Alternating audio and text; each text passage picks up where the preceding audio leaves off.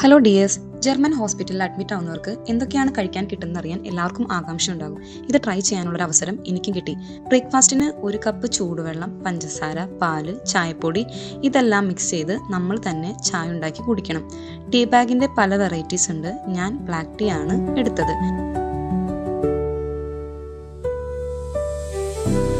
അതിൻ്റെ കൂടെ ജർമ്മൻസിൻ്റെ ഫേവറേറ്റ് ആയിട്ടുള്ള ബ്രോഡ്ഷനും അതിൽ വെച്ച് കഴിക്കാൻ ചീസ്, ബട്ടർ, ജാം എല്ലാം ഉണ്ടായിരുന്നു.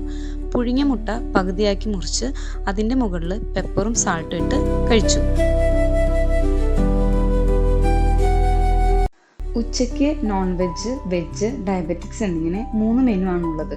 ഞാൻ നോൺ വെജ് ആണ് പറഞ്ഞത്. എനിക്ക് റൈസ്, ചിക്കൻ, ബോയിൽഡ് വെജിറ്റബിൾസ്, കൂടെ കോഫിയും 1 പീസ് കേക്കുമാണ് കഴിക്കാൻ കിട്ടിയത്. വൈകിട്ടത്തെ ഭക്ഷണം 5 മണി ആകുമ്പോഴേക്കും തരും. രാവിലത്തെ പോലെ തന്നെ ബ്രെഡും ചായയുമായിരുന്നു കഴിക്കാൻ.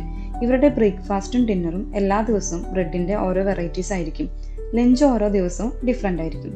ഇവിടെ അൺലിമിറ്റഡ് ആയിട്ട് എപ്പോൾ വേണമെങ്കിലും നമുക്ക് ചായയും കാപ്പിയും വെള്ളവും ഒക്കെ എടുത്തു കുടിക്കാം. ഇതൊക്കെയാണ് നമ്മൾ അഡ്മിറ്റ് ആയി കഴിയുമ്പോൾ ഇവർ നമുക്ക് കഴിക്കാനായിട്ട് തരുന്നത്. പേഷ്യൻസിനുള്ള എല്ലാ ഫുഡും ഇൻഷുറൻസ് ആണ് കവർ ചെയ്യുന്നത്.